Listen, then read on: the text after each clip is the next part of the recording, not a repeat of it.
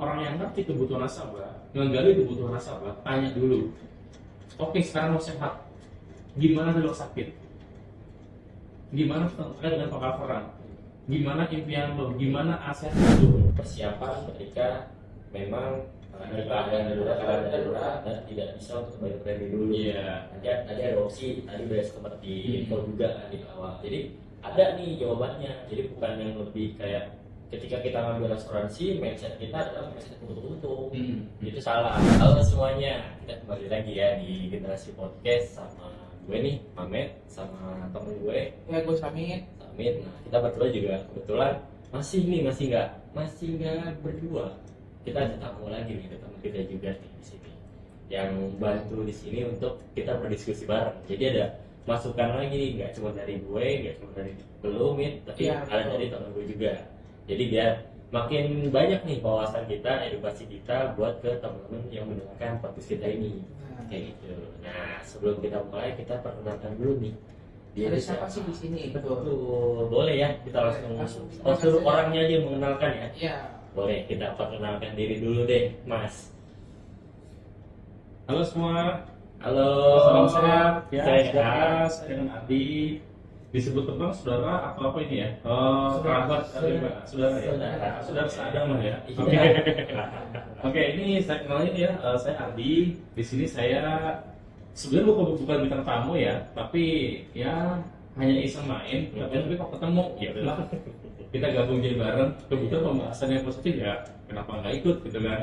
Oke.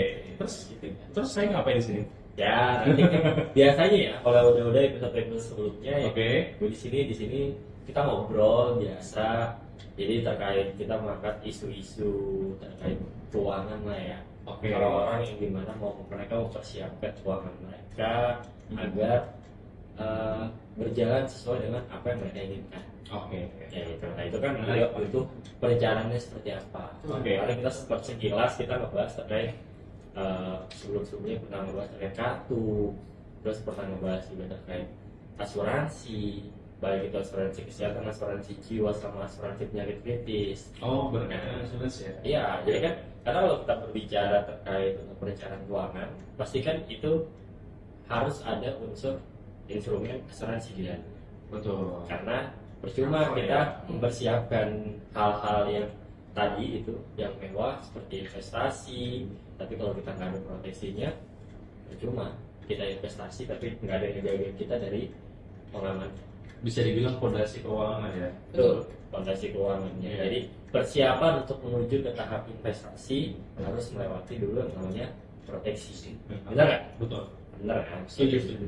Nah, paling dari obrolan ini mungkin kita nanti lebih spesifik akan membahas terkait problemnya apa sih di Indonesia ini, di negara kita nih. Di negara kita ini kan negaranya besar, pasti kan banyak nih problem atau masalah-masalahnya. Apalagi kalau kita berbicara terkait asuransi. Nah, asuransi ini kan pasti banyak nih orang-orang di luar sana di Indonesia ini yang mereka sudah trauma. Entah mereka trauma karena mereka mengalami, atau mungkin mereka trauma karena mendengar isu dari teman, saudara, ataupun orang lain yang bahkan mungkin dia kenal atau dia tidak kenal. Karena kan kalau dari kacamata orang yang lihat dari atas ke bawah pasti lihatnya kayak mereka banyak termakan sama omongan orang. Ya, Jadi gampang terpercaya. terhasut lah. Iya, betul. Jadi karena teknik marketing paling baik itu adalah omongan orang. Ya, semua penjualan dimulai dari mulut. Iya, makanya itu paling cepat makanya. Iya. Entah itu penjualan ataupun kayak Iya. menyebarkan Wah, hal-hal iya. seperti ini Iya. malah cepat Itu yang paling barang. bahaya. Nah, makanya di sini mungkin kita akan membahas itu kali ya, problemnya ada apa aja, Iya sih. terus gimana Kenapa cara. orang bisa trauma kan? Iya, Asuransi. itu ada apa aja yang bikin mereka trauma, terus penyebabnya apa, kita kasih juga kan mungkin jawabannya seperti apa sih yang menanya kan, karena kita mungkin kita bertiga di sini punya point of view yang berbeda nih dari betul. orang-orang di luar sana. Kenapa mas? Menurut mas? Kenapa orang bisa trauma karena asuransi? Ya, kalau saya pribadi ya, karena baik lagi ya, kita beranggapan bukan sebagai apa ya marketing atau bukan sebagai perusahaan asuransi bagaimana, kita sebagai masyarakat, dan tentunya kan baik dari keluarga, kerabat, teman-teman dekat pun juga pasti udah nggak asing lah bahasa asuransi gitu kan. Ya kalau kita berbicara kekeluargaan itu biasanya kita beberapa mendasar aja lah ya. Itu mayoritas masyarakat umum itu mereka kayak contoh atau kayak klaimnya nggak dibayar. Betul, betul. Banyak tuh isunya. Iya, karena kenapa kok nggak dibayar ya? Karena ya tadi mungkin nggak sesuai dijanjikan gitu kan. Diiming-imingi ya. Iya, benar. Jadi kan asuransi kan tujuannya kita kan untuk mengalihkan resiko ya, atau mengalihkan resiko supaya kita nggak nanggung sendiri, nggak ngerame-rame. Tapi kalau ibaratnya diinfokan, wah nanti ini, tapi kalau dia nggak sesuai pastinya pasti sama kecewa dong. Nah, kebanyakan orang kan yang diambil kan poin belakangnya ya, poin akhirnya kecewa, nggak suka, nggak dibayar. Tapi tanpa tahu penyebabnya kenapa, gitu loh. Ya sama kayak kita belum kita kenyang nih. Kenapa kok bisa kenyang? Pasti melalui proses makannya, salah makan benar apa enggak, yang ibunya berapa kali. Nah kita nggak tahu, yang makan apa kan, udah kayaknya nggak mau makan, kan repot gitu kan.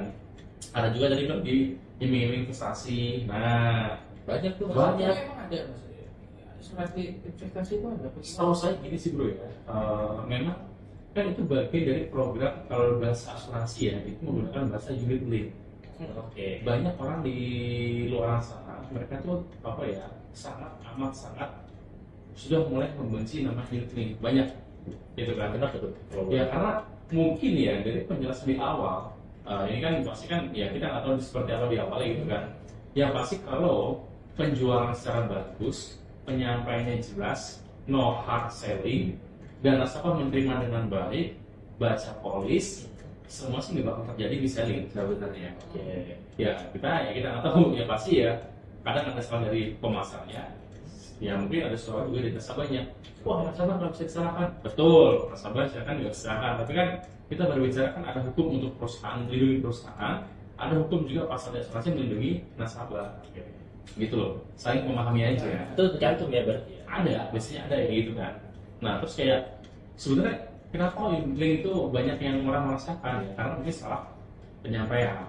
Oke. Karena sepengetahuan saya, unit link di asuransi itu bukan unit link yang mencari keuntungan. Oke. Ya makanya kalau kita berbicara nyari keuntungan, mungkin banyak instrumen lain ya, seperti kayak reksadana, deposito, mungkin ada yang pemain trading atau apa. Nah, itu mungkin lebih fokus ke laba atau keuntungan gitu kan. Lipat ya. Betul, tapi kalau tujuan di investasi unit link itu memang ada unit ada unsur investasinya. Cuma tujuan itu untuk bukan dari keuntungan yang saya bilang. Tujuannya adalah membackup biaya timbul ke depannya. Contoh misalkan nih, misalkan nasabah next depannya butuh dana darurat nih, mungkin mau buka pelebaran usaha atau mungkin ada kendala finansial nih. Tahun tertentu, misalkan saya nggak bisa bayar nih, nah dia bisa cuti premi. Nah kenapa polis harus aktif? Ya mungkin harus dibayar dong. Nah kalau dia cuti premi kan hanya bayar kosnya aja. Ya. Nah nanti yang dari mana? Dari pembentukan yang akunnya tersebut masih bisa dibantu. Selama nilai akun masih cukup untuk membayar, terjadi resiko. Polis aktif ya, polis aktif, premi nilai akun masih cukup untuk bayar cuti premi. Terjadi resiko apapun ke depannya nasabah, masuk rumah sakit ada apapun, tidak ada pengurangan manfaat. Oke, berarti benefitnya sama ya? Iya, betul. Walaupun dia sedang cuti dari pembayaran premi. Iya, itu salah satu opini. Baik lagi, cuti premi itu bukan nilai jual di produk asuransi ya, tapi adalah salah satu solusi. Opsi ya? Opsi betul, bukan nilai jualnya.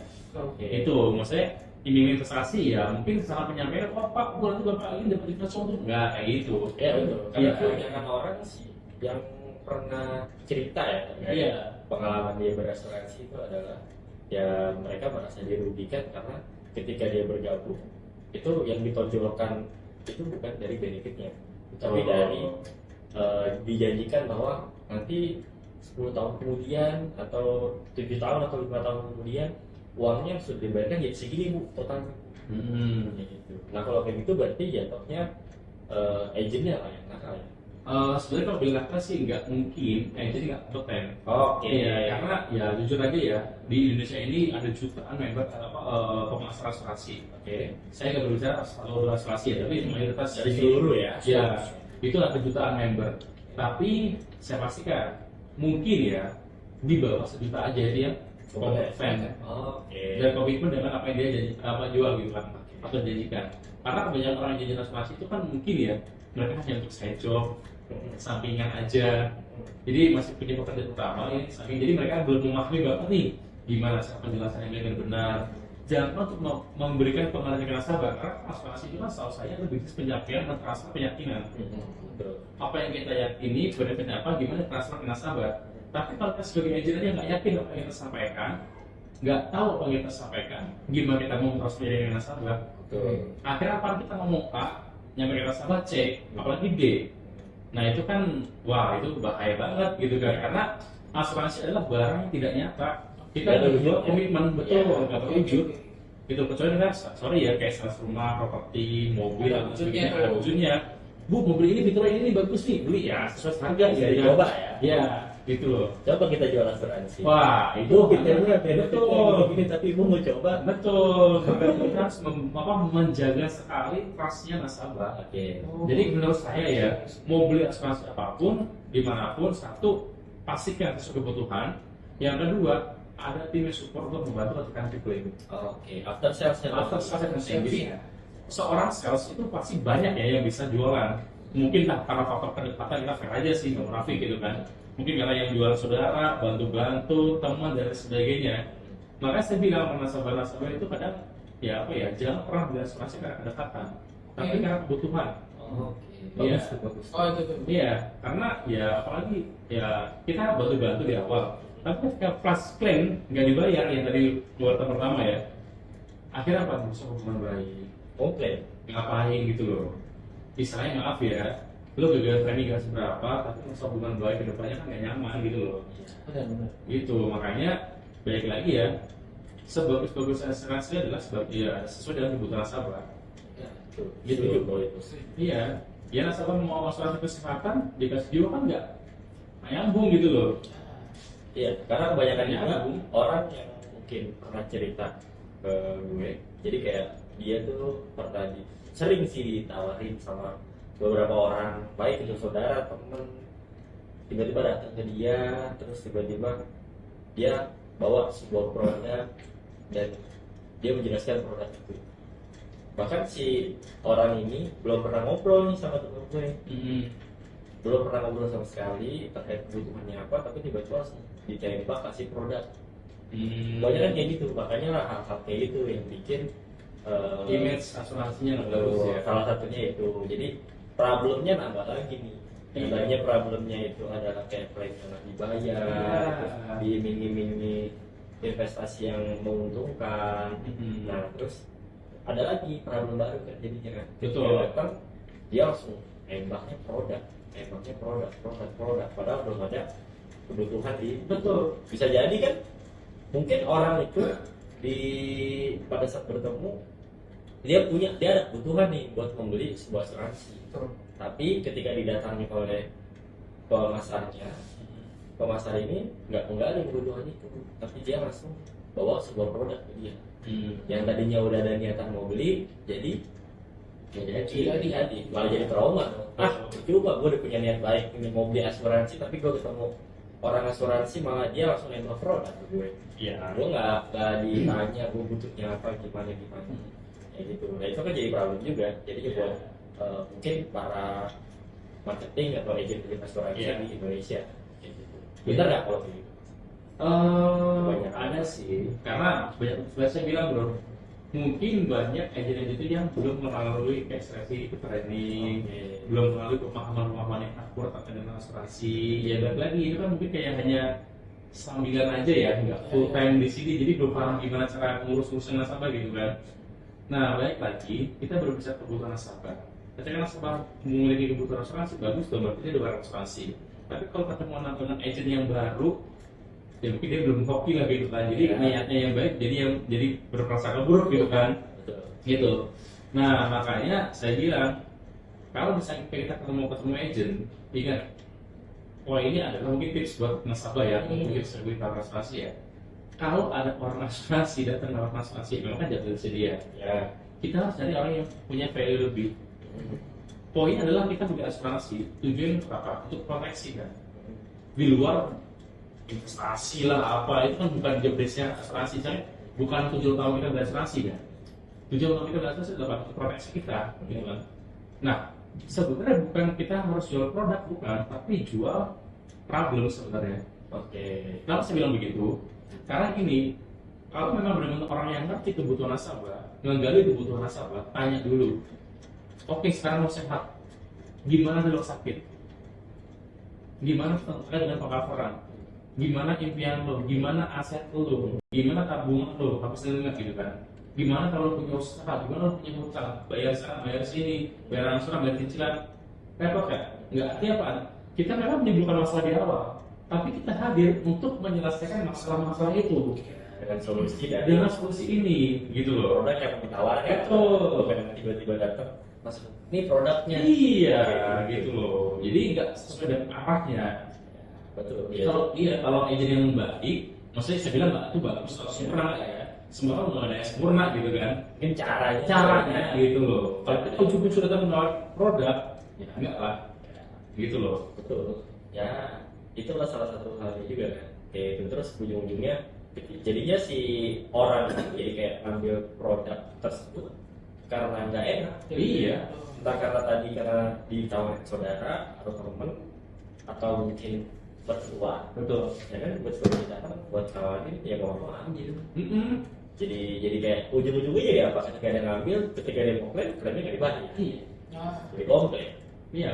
Dari mulai nggak enak, malah jadi nggak enak banget. Ujung jadi enak gitu loh. Ketemu ngapain gitu kan? Ataupun ketika klaimnya dibayar tapi prosesnya dipersulit. Nah, ya. Gila. Ya. Klaimnya dibayar nih, Mm-mm. tapi pas proses untuk pengajuannya, prosesnya itu kan mau nggak mau kita minta tolong sama Betul. orang itu kan. Betul. Orang itu mempersulit. Entah dia sendiri yang mempersulit, Ya. atau memang dari perusahaan si asuransi juga yang mempersulit. Kita kan nggak tahu. Ya. Nah, itu kan. Jadi makanya nggak cuma karena klaim tidak dibayar, tapi ketika proses klaimnya itu walaupun itu dibayar, itu kadang ada juga yang memang bisa sulit. Itu juga Oke. bisa jadi hal-hal yang problem lah buat si sebenarnya masyarakat Indonesia ini. Betul. Ya, namanya gini loh. Mungkin salah satu tips juga buat teman-teman kalau mau beli insurance. Itu nggak bisa dimungkiri ya. Itu salah satu yang paling penting adalah company profile-nya. Oke. oke. Gitu. Jadi kalau kita beli asuransi, pastikan company profile itu bonafit, Oke. kuat, Oke. bisa dipercaya, dan legalitasnya sampai sekarang. Kalau di dunia asuransi itu ada nama itu RBC ya, risk based capital. Jadi ketika semua nasabah asuransi klaim, masih nggak asuransi bisa bayar gitu kan? Oke. Dan ada batas minimumnya. Ada kalau di regulasi Indonesia itu RBC itu minimal standarnya itu 100%. Oke, jadi ketika si perusahaan asuransi ini Nasabahnya klaim semuanya ya. RDP-nya ada di 150%, itu ketika semua nasabah punya klaim Iya. secara bareng kan, Iya, itu masih bisa bayar. masih bisa bayar dan masih ada sisanya untuk dia bertahan.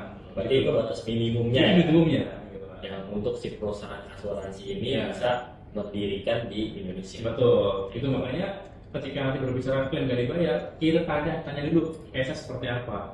Biasanya itu kan tugas agent ya untuk mengakomodir semuanya. Maka saya bilang kalau agent yang benar-benar profesional atau benar dia menekun di dunia asuransi, dia pasti akan paham Oke. gimana alurnya gitu. Ada apa ya? Ada beberapa case ya. Memang jujur dari asuransi itu ada beberapa pasal yang dimana itu melindungi perusahaan yang melindungi nasabah juga. Poinnya adalah apakah dari credit itu apakah dari segi administrasinya atau dari segi benefit polisnya. Pertama contoh, dia punya polis asuransi jiwa, masuk rumah sakit, harusnya dapat coveran nggak? Ya nggak di cover, masuk karena polisi jiwa, Situ. bukan kesehatan. Ya. Maka tadi saya bilang sesuai kebutuhan nasabah. Kalau nasabah sakit punya pasukan kesehatan, dia sakit masuk rumah sakit dapat paket dong, paket kesehatan. Ya ada sesuatu paket besar gitu kan. Nah nanti pasti kan dia punya hak untuk di cover dong. Iya. Betul. Karena itu bayar kewajiban. Itu yang pertama. Jangan salah produk, pastikan. Yang kedua, biasanya cek dulu masa tunggunya. Oke. Ya, jadi setiap asuransi itu memiliki klausul beda-beda masa tunggu. Masa tunggu itu apa? Masa yang dimana kalau kita beli asuransi itu ada jarak untuk bisa digunakan kartunya. Contoh ya, ada yang regulasi asuransi ada yang 30 hari untuk penyakit tertentu, ada juga yang setahun untuk penyakit yang panjang lah, yang lama ada gitu kan. penyakit berat lah gitu kan. Ya, jadi ibaratnya ketika kita beli asuransi itu nggak langsung Bisa dipakai enggak? Bukan. Kecuali asuransi jiwa. Oke. Kalau jiwa itu kan pasti nggak ada masukan nggak ada. Ya, betul. Hari ini bikin, akan itu sebelah umur itu langsung cair klaimnya gitu kan, investigasinya juga jalan gitu kan. Tapi kita baru bicara sekarang tadi bro, saya bilang pastikan produk Anda sesuai kebutuhan nasabah. Jadi punya untuk rumah sakit ya pakai kartu sekarang. Betul. Kalau pengen kayak dana pensiun atau untuk warisan, legacy income, ya pilih yang jiwa. Jadi sesuai kebutuhan. Jadi nggak wah gue pengen kesehatan, gue nggak polisi jiwa kan Salah, sesuai gitu salah, kan. salah. Iya, jadi itu bukan salah siapa ya, mungkin sama-sama nggak ngerti ya. Betul. Kalau kata teman dekat saya dulu, orang buta, orang tuli ya nggak ketemu nyambung gitu kan susah. Betul.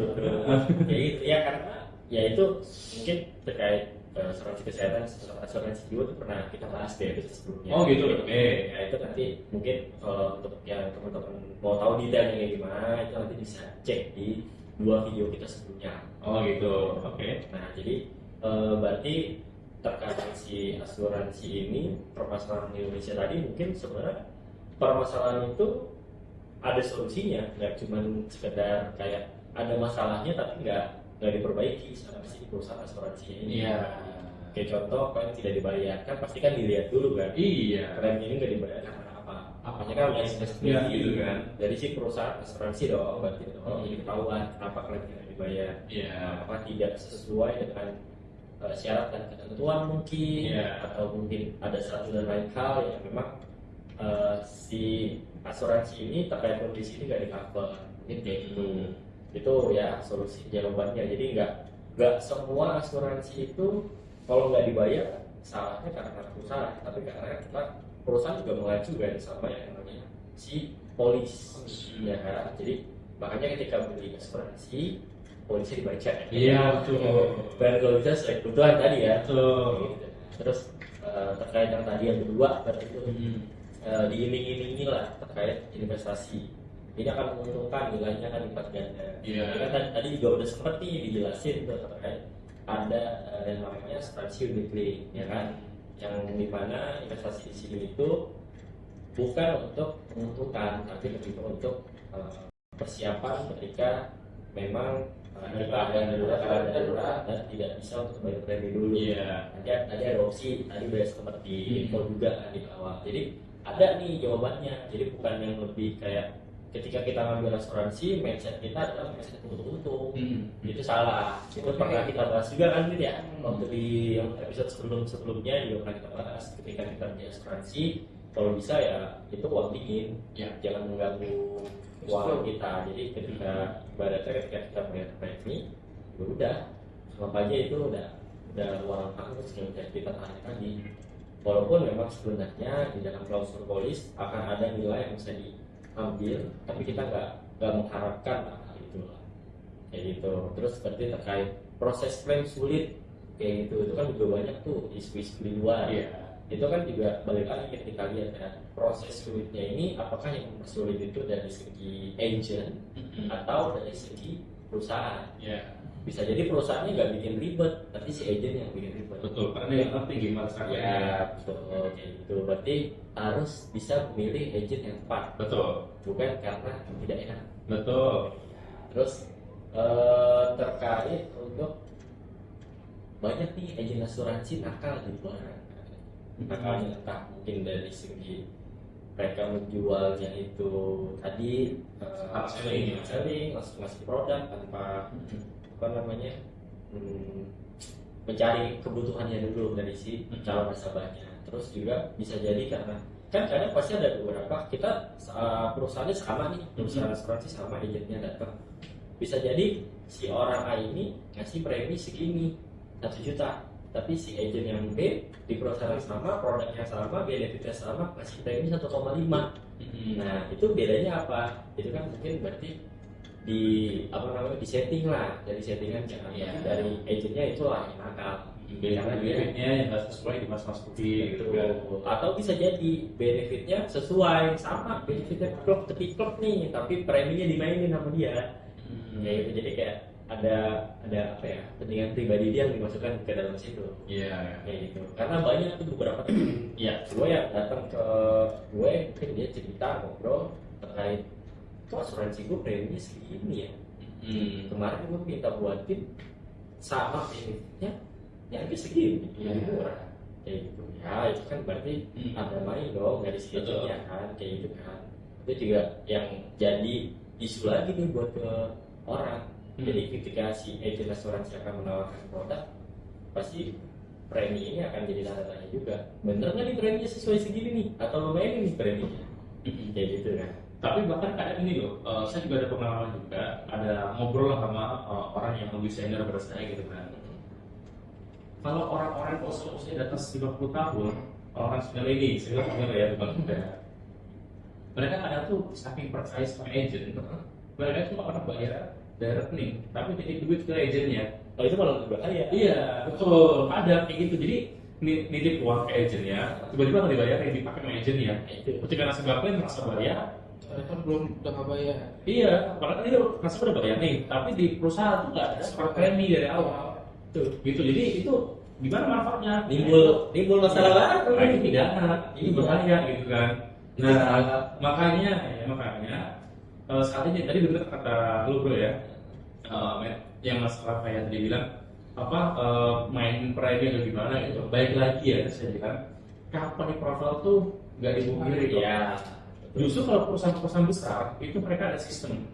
Ya ada yang pakai iPad, ada yang pakai sistem dan sebagainya. Banyak banget sistemnya untuk perhitungan preminya. Jadi Udah kurang iya. Jadi ketika kita masukin nama sama premi tanggal lahir, itu nanti muncul preminya.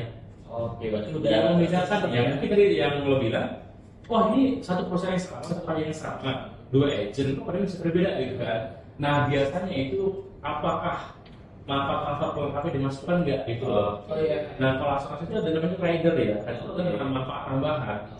Entah itu mungkin pembebasan premi, kalau nasabah kena diagnosis kritis nggak perlu bayar premi lagi. Oke. Entah itu dia ada penambahannya apa saat bulan tunai sakit kritis, entah itu dia ada apa tambah karena kecelakaan, nah, kayak gitu dimasukin. Sebenarnya kalau dengan premi atau apalagi perusahaan yang benar, saya nggak bisa pindah aja sekarang mau bilang yang biasa lah gitu ya. Perusahaan benefit ini mereka ketika ada masukan sistem nama pada akhir itu udah premi itu sendiri, nggak usah gugat, nggak usah berani, nggak bisa. Jadi Jadi saklek pak. iya, jadi karena mereka ada sistem perhitungan sendiri rumusnya. bagus tuh kalau kayak gitu. Iya, gitu. Jadi apa ya? Si agent ini nggak bisa nakal untuk wah harusnya preminya 1 juta nih, dibikin 1,5, dibikin 2 juta. Itu kan membebani nasabah, manfaatnya sama, bayar lebih besar yang ngapain gitu loh. Ada kepentingan pribadi kan. Nah, betul. Agentnya datang ke sini. Iya, makanya hati-hati kalau ada agent asuransi datang jual produk.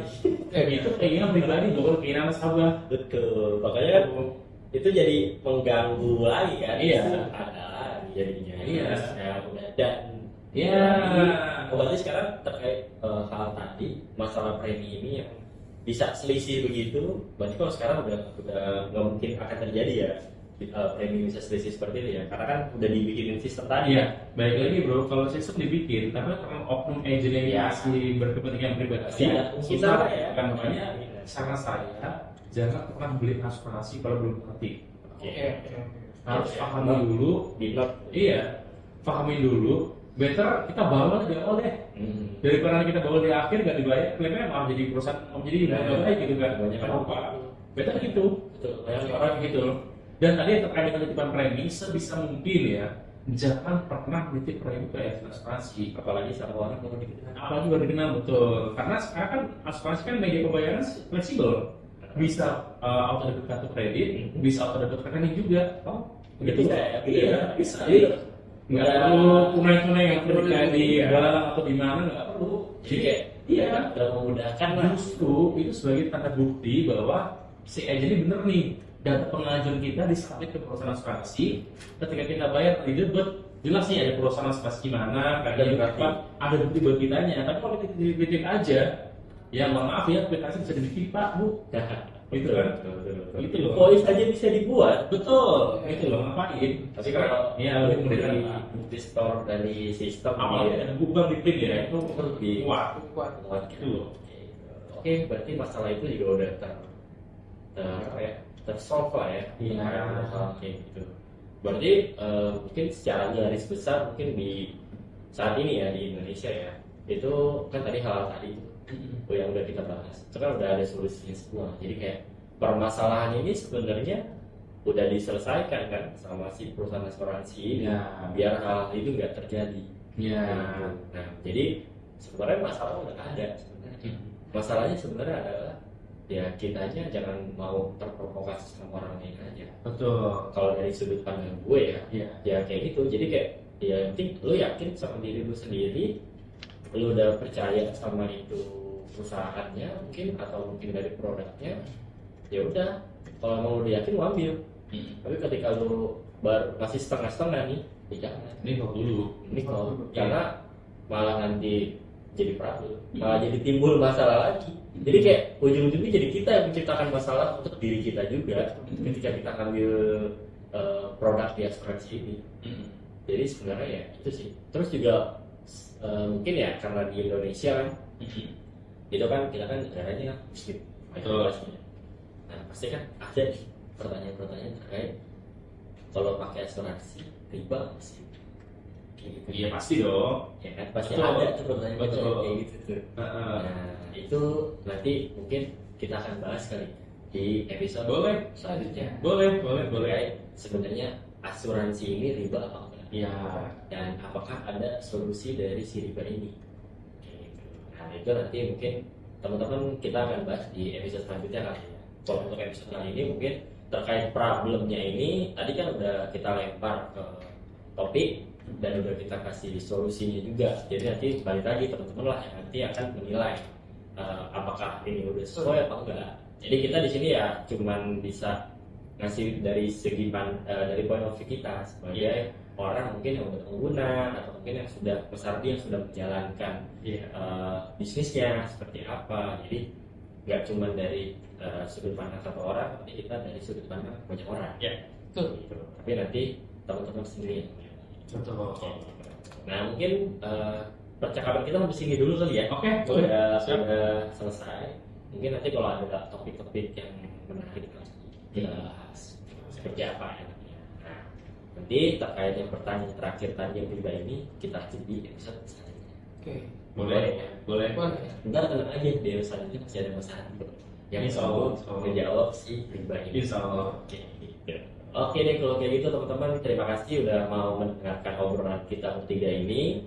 Nanti kita akan bahas topik-topik selanjutnya di next episode selanjutnya. Jadi tetap tungguin dari episode-episode kita selanjutnya ya teman-teman ya.